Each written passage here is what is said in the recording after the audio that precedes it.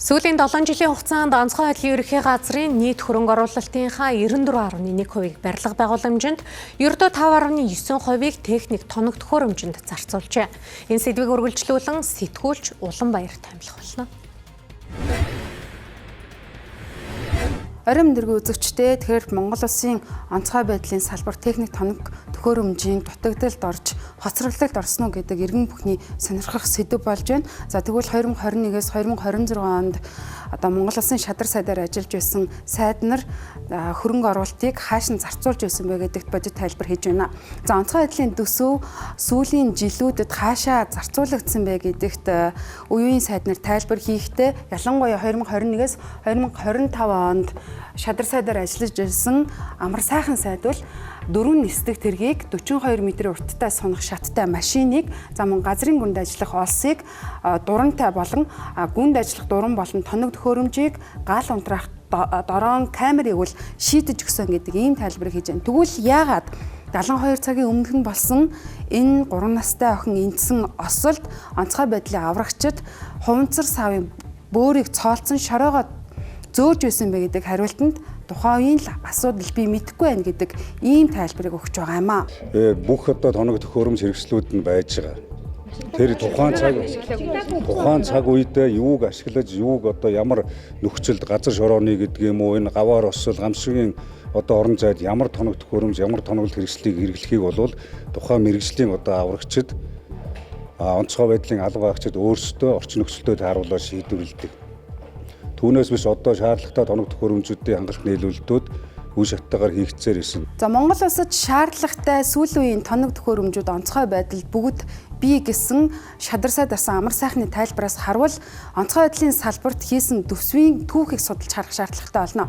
За гэтэл барилга өргүүлж, төрүүлж, техник үргэлж хожимддог болох нь нотлогдож байна. За тухайлбал 2016-аас 2023 онд нийт санхүүжилтийн 94% нь барилга байгууламжид ердөө 5.9% тоног төхөөрөмжөнд зарцуулагджээ.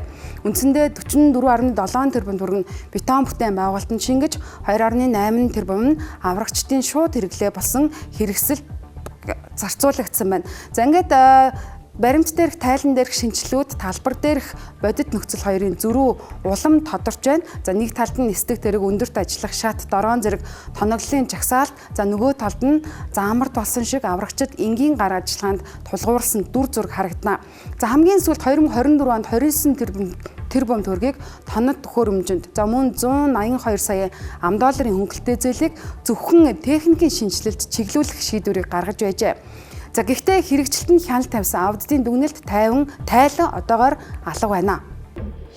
За хамгийн сүүлд өнгөрсөн 11-р сард улсын төсөв батлагдахад 500 тэрбум төгрөгийн хөрөнгө оруулалтыг шийдвэрлэж өгсөн гэж бид түрүү хэлсэн. 2026 оны төсөвт онцгой байдлын гамшиг эрсдлийн чиглэлээр бол нийтдээ 320 тэрбум төгрөг онцгой байдлын ерхий газар дээр тавьсан гэсэн үг. Тэгээд эндээс бол 27 тэрбум нь яг цэвэр тоног төхөөрөмжийн чиглэлээр тавигдсан байгаа. За мөн улсын онцгой комиссийн уралдааны хийж нийт орон нутгуудад аймаг орон нутгад бол аймагийнхан төсвийг батлуулахдаа хамгийн багадаа 1% төсвийг гамшиг эрсдлийн урсан сэргийлэх зорилгоор тавир гэдэг чиглэл өгсөн. За энэ дээр бол ихэнх аймагт тавьсан байдаг. За нийт төсвийн 60-аас 75% нь урсгал зардалд явдаг. Өөрөөр хэлбэл цалин шатхуун, байнгын бэлэн байдал, өдөр тутмын ажиллагаа, үлдсэн хэсэг дээр нь хөрөнгө оруулалт гэж нэрлэгддэг хэсэг. За энэ хэсэгт бидний дуртай нөгөө шаардлагатай сүүлийн үеийн тоног төхөөрөмжүүд хэрэгтэй байна. За гэвч яг бодит байдал дээр авчраа тавьсан ч нисдэг тэргээ хизээ хаана хамгийн сүүлд амнаас аварсан бэ? Дорон хэдэн удаа бодит эрен хайлт үр дүнд оролцов. Аслагдсан суманд очих хугацаа багассан уу? Эдгээр асуултанд хариулах нэгдсэн систем өнөөдрийн хүртэл онцгой байдлын салбарт бүрэн ажиллахгүй байна. За үүнээс гадна урсгал зардал өсөх тусам хөгжил шахагдаж онцгой байдлын байгууллага үргэлж бэлэн байх ёстой учраас урсгал зардал нь буурах боломжгүй нөхцөл байдалтай байна. Тэгвэл асуудал хаана байна вэ гэхээр бэлэн байдлын нэрээр өссөн зардал бодит бэлэн байдлын чанар хоёр хоорондоо уялдаж байгаа асгал асуудал байна. За гэвч үеийн сайд нар энэ асуудалд тайлбар хийж чадахгүй байгаа юм аа.